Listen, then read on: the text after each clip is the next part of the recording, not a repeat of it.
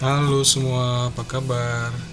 Saya harap semuanya dalam keadaan sehat-sehat dan tentunya tetap semangat dalam mengikuti kuliah sistem paralel dan terdistribusi. Kali ini kita akan mempelajari tentang asynchronous programming. Nah, sebelum kita mempelajari tentang asynchronous programming, kita bahas dulu tentang synchronous atau blocking programming style. Jadi, synchronous maupun asynchronous programming adalah sebuah gaya style, gaya pemrograman. Nah, tentunya disesuaikan dengan kemampuan dari bahasa pemrogramannya. Nah, di sini aja contoh ada 4 task ya. Dalam 4 task dan masing-masing task itu memiliki komputasi dan juga mengakses atau ada operasi untuk mengakses I/O devices. Nah, contoh I/O-nya adalah disk access, mengakses ke hard disk, kemudian mengakses ke jaringan dan lain-lain. Contohnya 2 ini. Nah, kita lihat sekarang di grafik bagaimana synchronous programming style menggunakan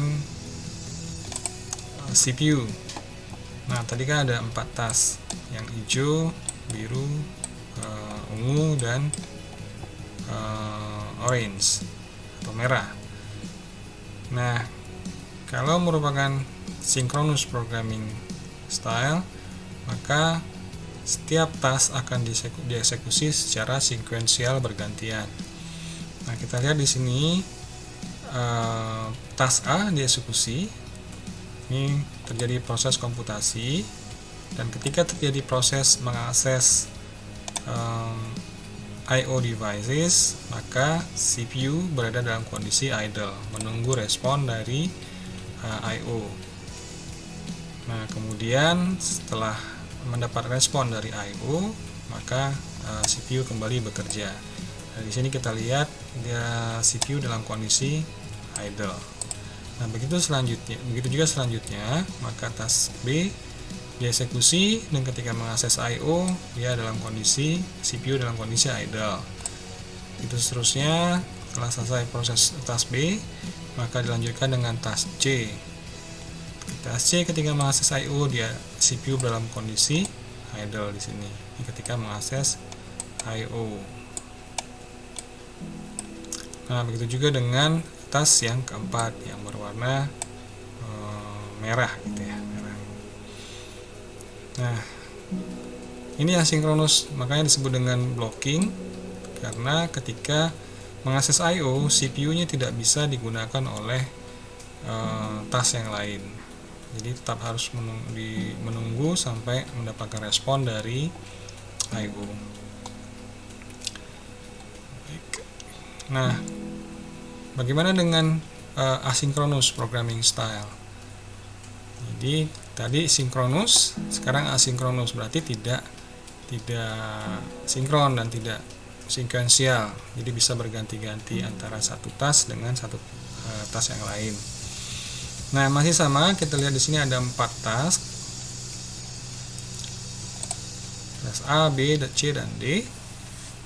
Nah, jadi ketika asinkronus, ketika menggunakan style pemrograman asinkronus, maka ketika sebuah task menunggu respon dari I/O devices, jadi ketika ada operasi mengakses I/O, maka ketika itu task tersebut dapat menyerahkan penggunaan CPU agar dapat digunakan oleh task yang lainnya. Jadi task yang suspend, berhenti, tidak menggunakan CPU, dan kemudian task lain bisa menggunakan CPU. Dengan demikian lebih efisien dalam penggunaan CPU-nya, sehingga tidak banyak terjadi idle time. Nah, kita lihat di sini di gambar ini, kita lihat task A, ketika task A melakukan komputasi menggunakan CPU sepenuhnya buat task A. Nah, kemudian ketika task A mengakses ke I/O, CPU diserahkan ke task B, sehingga task B bisa mengeksekusi komputasinya. Kemudian task C juga bisa dieksekusi menggunakan CPU. Kemudian ketika masuk ke I/O, task C menyalakan kembali ke task A. Kemudian ketika task A selesai, maka dapat digunakan oleh task C di sini. Begitu seterusnya. Jadi bergantian antara task A, task E, task A, task B, task E, dan task D. Bergantian tergantung dari saat dia menggunakan I/O. Jadi saat menggunakan I/O, maka CPU bisa digunakan oleh task lainnya. Jadi instead of blocking, is reserving the CPU for itself until they are done.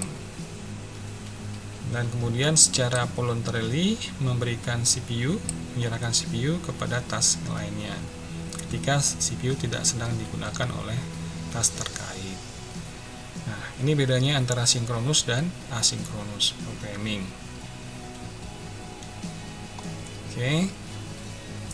Jadi asynchronous programming style adalah sebuah style dalam penulisan kode pemrograman yang tidak melakukan blocking calls, tapi menggunakan event loop yang tidak di block. Jadi akan kita lihat nanti apa yang dimaksud dengan event loop. Jadi ini merupakan style pemrograman yang tidak melakukan blocking. Isu jika menggunakan sinkronus atau blocking programming, ada beberapa persoalan. Jika thread itu sibuk atau busy, tidak melakukan apa-apa ketika menunggu hasil dari disk atau I/O tadi, itu dari disk, dari network, maupun dari serial port. Contohnya mengakses ke hard disk yang menggunakan serial port, atau mungkin keyboard atau yang lain-lainnya. Tapi keyboard cukup cepat sih. Jadi ada waktu tunggu ketika menunggu respon dari I/O devices. Ini thread tetap menggunakan CPU walaupun CPU-nya idle gitu ya. CPU tidak bisa dialokasikan ke thread yang lain. Kemudian thread didesain untuk multitasking pada sistem operasi, level sistem operasi kalau menggunakan synchronous blocking programming. Jadi yang melakukan threading atau multitasking adalah pada sistem operasi. Persoalannya dengan thread adalah konteks switches-nya mahal. Jadi berganti antara satu thread dengan thread yang lain itu membutuhkan proses yang mahal, karena akan menggunakan mengambil atau menyimpan konteksnya atau instruksinya ke storage, dan kemudian mengambil yang baru simpan ke cache atau ke memori. Di proses storing dan restoring the state atau konteksnya dari sebuah proses itu expensive dan tidak dapat berkembang dengan baik, dan don't scale well. Scalability-nya dipertanyakan, karena kalau dia thread-nya besar banyak, maka akan proses konteks switching-nya jadi lebih mahal lagi, banyak memakan resources gitu ya. Mahal dalam hal ini banyak memakan resources, banyak memakan memori, dan juga banyak menggunakan komputasi. Kemudian sinkronisasi juga sulit didapat kalau menggunakan threading ya.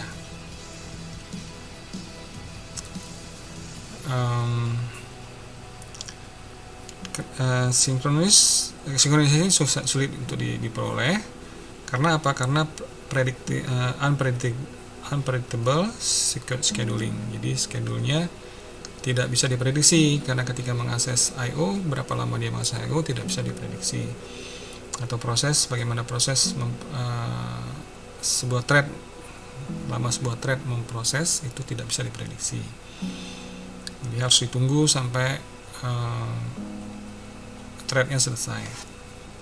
Nah, kemudian pada sinkronisasi pada synchronous programming itu dapat terjadi race conditions ketika mengakses resource atau shared resources atau resource yang sama. Nah, ini bisa ambil contoh adalah proses pada producer dan consumer. Jadi harus bisa terjadi race condition ya, jadi bisa jadi dikonsum dulu baru diproduce, yang tentu mengakibatkan error. Kemudian bisa juga terjadi deadlock. Deadlock adalah ketika masing-masing setiap thread menunggu shared resource sedang tidak digunakan, sementara thread yang sedang menggunakan resource terjadi crash, sehingga deadlock, thread menunggu selamanya tanpa mendapatkan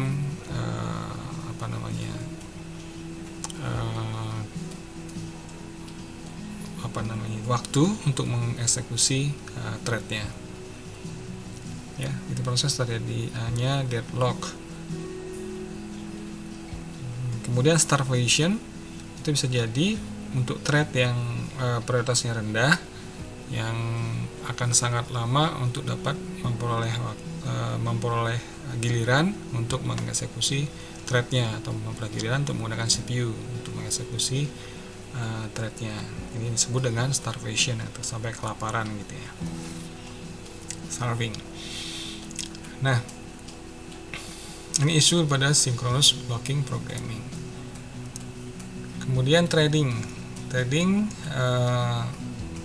masih tetap dibutuhkan, khususnya pada multi-core edge atau di lingkungan di mana prosesornya atau core prosesornya ada lebih dari satu atau banyak. Jadi multiprocessing still needed. Jadi apakah kita tetap membutuhkan threads? Yes, but less of them. Jadi lebih sedikit. Jadi thread dibutuhkan hanya ketika saat tertentu saja. Jadi satu thread untuk seluruh koneksi, kemudian satu thread untuk video stuff, hal-hal yang terkait video, dan satu thread untuk yang mengakses ke layar I/O. Jadi lebih sedikit. Jadi kalau tadinya setiap koneksi itu satu thread, tapi ini satu thread melayani semua koneksi. Nah, kemudian non-blocking calls. Jadi kita membutuhkan atau menginginkan.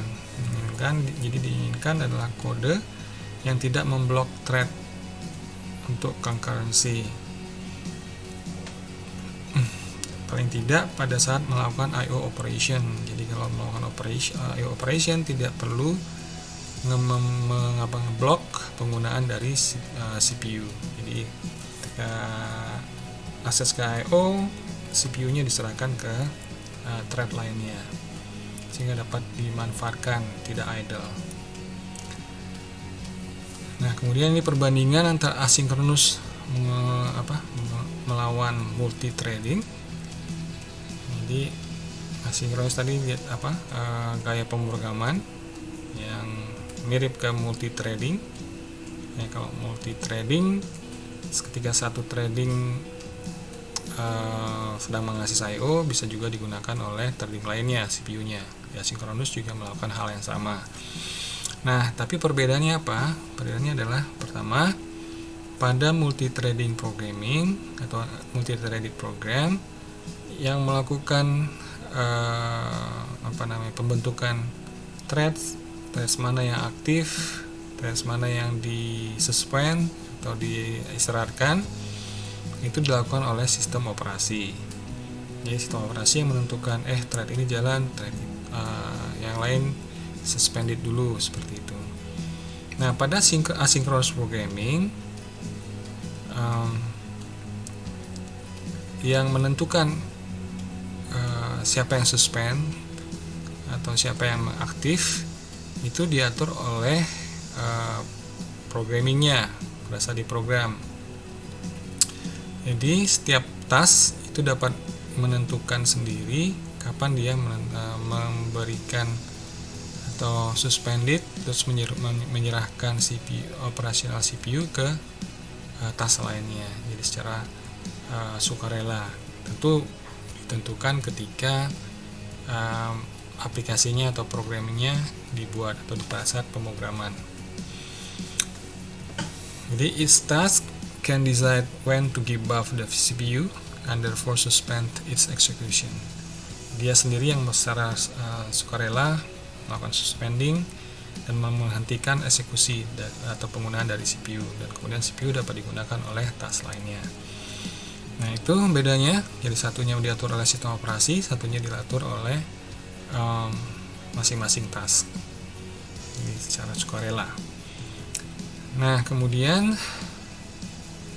dengan pemrograman asinkronus sendiri, kita tidak dapat mencapai true concurrency. Karena apa? Karena hanya satu task yang berjalan atau running pada satu saat, yang menyebabkan menghilangkan kondisi race condition dari kode kita. Jadi di satu sisi membantu untuk mencegah terjadinya race condition, satu sisi yang lain tidak benar-benar concurrent katanya, karena hanya satu task yang berjalan pada satu saat. Nah, kemudian asynchronous programming ini sangat bermanfaat atau sangat bersinar ketika digunakan terkait dengan I/O intensive task. Jadi tugas-tugas atau task yang banyak mengakses ke I/O seperti ke jaringan. Jadi ini sangat baik kalau digunakan ketika pada aplikasi web server contohnya. Jadi karena banyak memang berkomunikasi lewat jaringan atau I/O device. Jadi dia lebih I/O intensive task dibandingkan dengan CPU intensive task. Jadi itu bedanya antara asinkronus dengan multi threading. Kemudian ini bahasa pemrograman yang mendukung asynchronous programming, ada .NET, Go, Dart, JavaScript, Scala, Clojure, Erlang, Perl, Ruby, dan juga termasuk Python. Ya, Python asynchronous programming itu sudah mulai dari versi di bawah Python 3.5 itu sudah bisa. Yang itu ada predecessornya pada Python 3.5 yaitu GF event atau G event, Greenlets atau C stack hack, kemudian ada Tulip, New Async IO, Twisted itu event driven, kemudian Tornado ini adalah platform atau framework yang menjalankan asynchronous programming yang menggunakan Python. Kemudian terakhir ada yang disebut dengan Async IO, Asyncio. Nah, ini merupakan library untuk menulis kode concurrent menggunakan async _await syntax. Kemudian, ini ada 4 hal ini yang harus dipahami ketika menggunakan async IO. Pertama ya async IO itu sendiri, asynchronous IO. Kemudian event loop, kemudian ada call routines. Kemudian ada task. Ini sudah masuk ke fitur-fitur dalam melakukan asynchronous programming di Python. Nah, kita lihat yang pertama adalah event loop. Event loop adalah core dari semua aplikasi async IO. Event loop. Jadi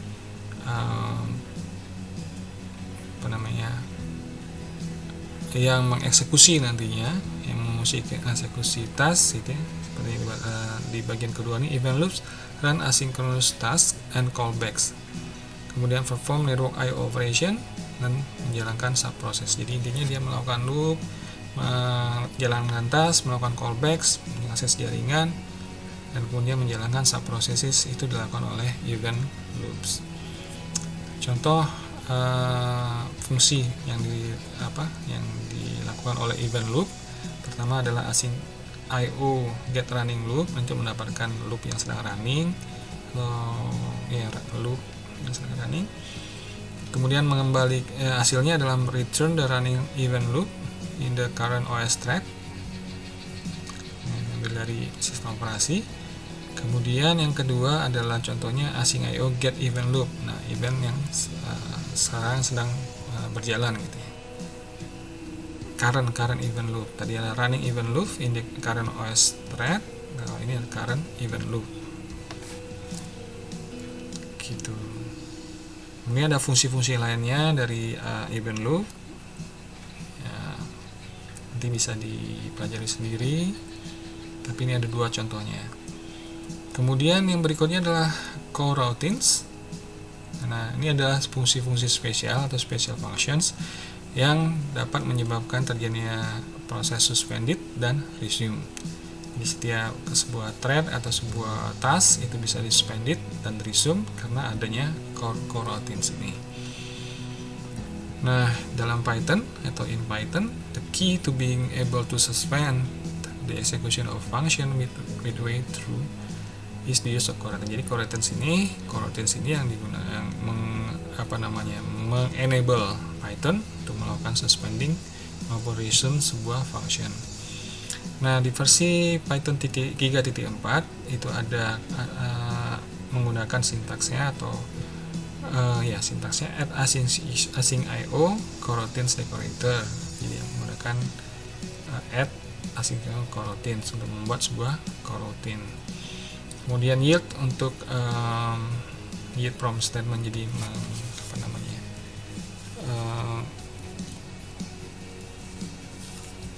itu mendapatkan hasil dari sebuah fungsi ya. Jadi contohnya di sini kita lihat ada contoh function ya, ini Python 3.4 ya. Kalau sudah di atasnya ya berbeda lagi, nanti kita lihat Python 3.5. Jadi saya sarankan ya pelajari saja yang terbaru. Ini async def dan await. Tapi sekedar pengetahuan, pada versi 3.4 itu menggunakan sintaksis seperti ini, add async IO coroutines, ini untuk coroutines. Kemudian ini fungsinya def print hello, kemudian while true print hello world ini. Kemudian yield from, jadi menunggu, yield itu menunggu hasil dari proses ini. Async IO sleep trigger, ini contohnya sleep, bisa aja di fungsi-fungsi yang lain, tapi dengan menyatakan yield ini tunggu dulu sampai proses ini selesai, baru kemudian lanjutkan ke yang lainnya. Jadi itu fungsi asynchronous programming pada fungsi coroutines ya, membantu membuat coroutines pada asynchronous programming.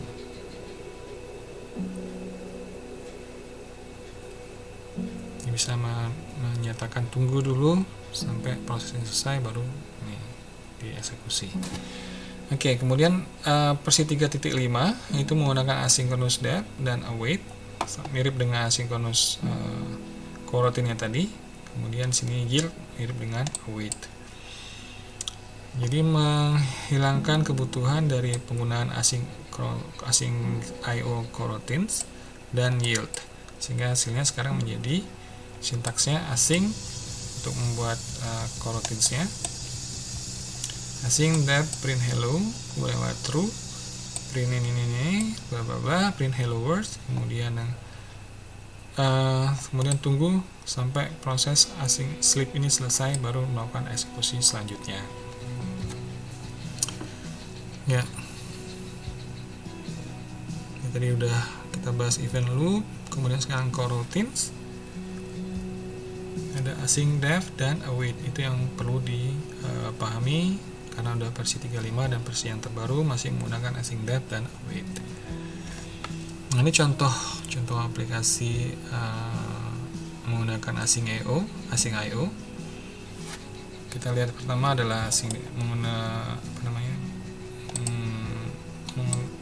async def fungsinya adalah hello 1, kemudian fungsi kedua adalah hello 2. Sama-sama memprint hello di sini, print hello, di sini print hi. Kemudian ini melakukan await sampai 5 detik. Kemudian baru dia melakukan print ke world. Kemudian di sini sama sleep 5 menit, terus baru print there. Nah, kemudian ini di di main functionnya async def main await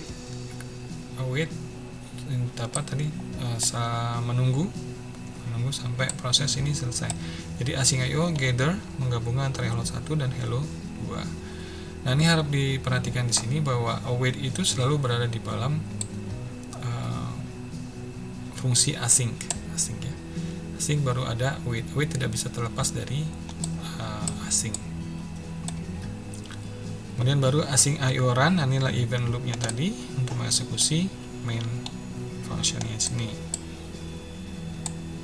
Ya.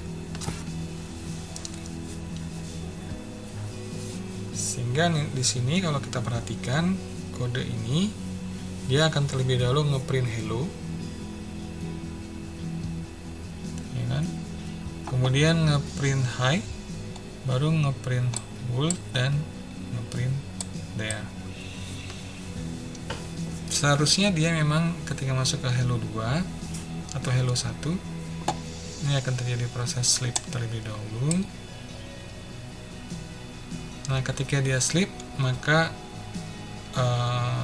yang tidak perlu di wait seperti print high akan di print. Kemudian setelah proses menunggu selesai await, maka bisa print hello dan print there.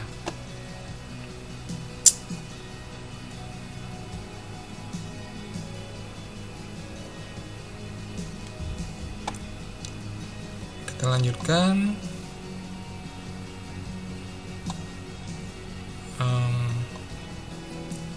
Async IO event loop. Jadi event loop will take care of starting and resuming task. Nah, di sini tadi belum ada contoh task. Ya. Nanti saya berikan link YouTube video terkait dengan penggunaan task. Oke.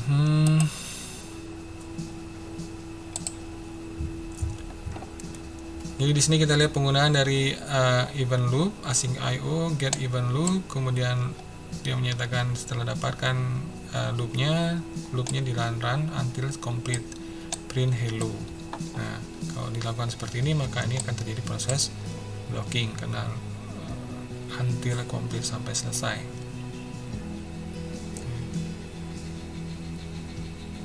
Jadi bisa kita atur bagaimana melakukan starting atau resuming task.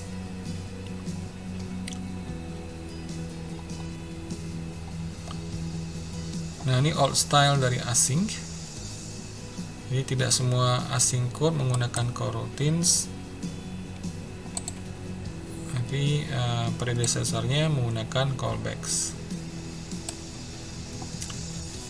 Jadi kalau coroutines suspend dan resume, kalau ini suspend dan callbacks. Jadi di-trigger oleh beberapa events. Contohnya di sini ada sebuah proses input. Prosesnya ada teks, masukkan readline, simpan ke teks, kemudian di sini diambil teksnya, panjangnya. Kemudian di print, ya. Kemudian di sini baru dipanggil sebenarnya fungsi dari proses input tadi. Jadi loop di sini adalah event loop tadi, menambahkan add reader, fungsi proses input menjadi sistem std input ya. Oke, ini old style, tidak perlu terlalu dipikirkan komponen tadi yang async dan await. Kemudian nanti ada task dan loop, itu penting. Nah, ini masih callback style asynchronous, async. Jadi digunakan secara instansi pada old style, in the past, pada masa lalu. Dia mengeskalasi secara berekskalasi secara cepat karena banyak callbacks, kemudian state message-nya dicatat gitu ya, di record. Nah, menjadi bit of design anti pattern, jadi polanya yang tidak diinginkan.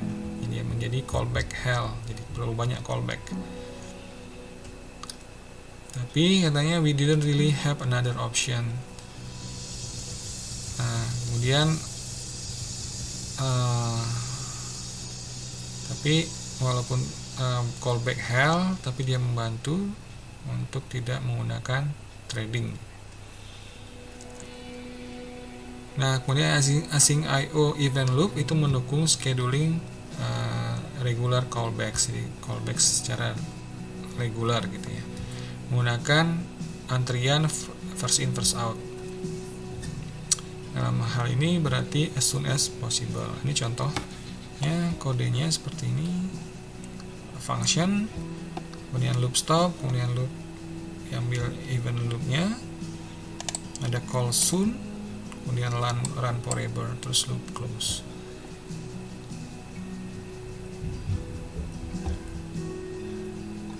Oke, kita lanjutkan.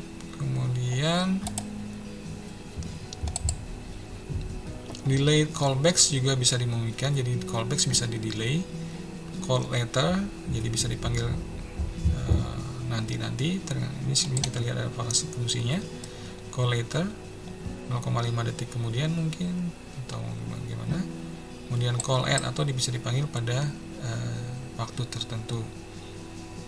Kemudian event loop memiliki internal clock untuk menghitung waktunya tadi tentunya.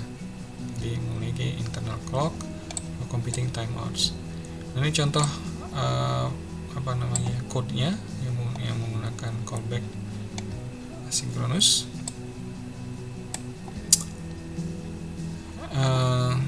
Ya, silakan kalau mau dicobakan. Saya pikir ya, ini mengakses ke sebuah localhost ya, dengan port 888, open connection, kemudian print send message yang akan dikirimkan, nanti dipanggil dengan masukkan message. Oke, kemudian write ya, ini mengakses ke jaringan. Memang tadi sudah dinyatakan bahwa synchronous programming itu lebih cocok untuk yang mengakses I/O dibandingkan dengan CPU intensif. Nah, kemudian di Python 3.5 coroutines, suspend on yield from. Coroutine will be suspended until open connection has finished. Jadi suspended dan resume, suspended dan sampai suspended sampai selesai yang diminta, baru kemudian resume. Dia nyatakan pada yield. Kemudian ada coroutine API. Dan di sini reader, writer, await, asynchronous, async IO, open connection. Seperti ini coroutine API. Kemudian jadi objects yang dikembalikan oleh open connection memiliki coroutines. Kemudian walaupun hanya blok, do only forward blocks, jadi hanya blocks yang dimaksud saja. Kemudian write is documented not to block, di write itu tidak di blok.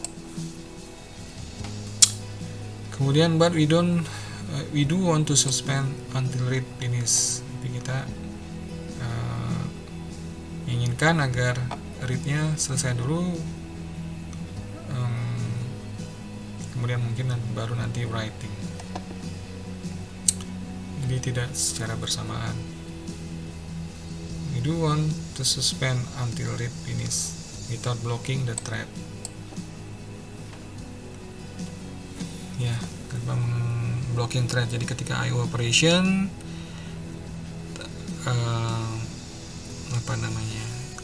thread yang lain bisa menggunakan CPU.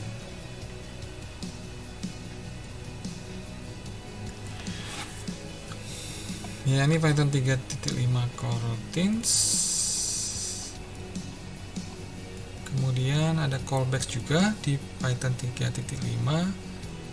Jadi menggunakan coroutines API juga. Return as if it were synchronous code, ditulis seolah adalah kode sinkronus. Tidak ada callbacks and keeping state. Non-blocking, tapi non-blocking with suspend dan resume behavior.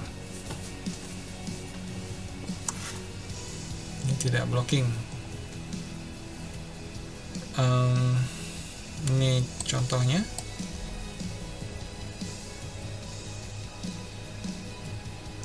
Kemudian yang terakhir adalah IO HTTP. HTTP menggunakan coroutines. Ini kalau kita mengakses URL gitu ya. Jadi event with and for can use coroutines. Ini contohnya. Import async IO, kemudian async dev, ini fungsinya patch client, kemudian async with client get ini eksekusi, get akses website ini python.org, kemudian dapatkan responnya, kemudian assert respon status sama dengan atau equal to 200, cek apakah responnya sama dengan 200, kemudian return await resp.text respon.text di return. Nah, ini wait berarti tunggu sampai selesai. Kemudian ada fungsi dep main client html with fetch client. Kemudian sini untuk event loopnya, terus run until complete main.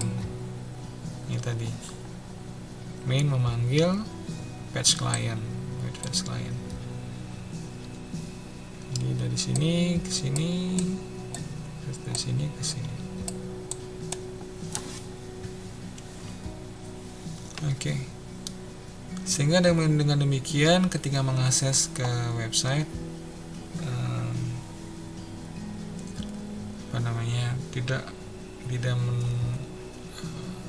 tidak blocking.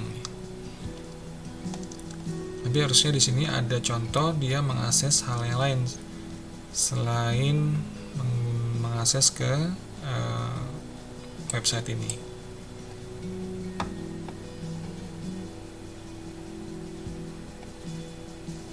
Ya,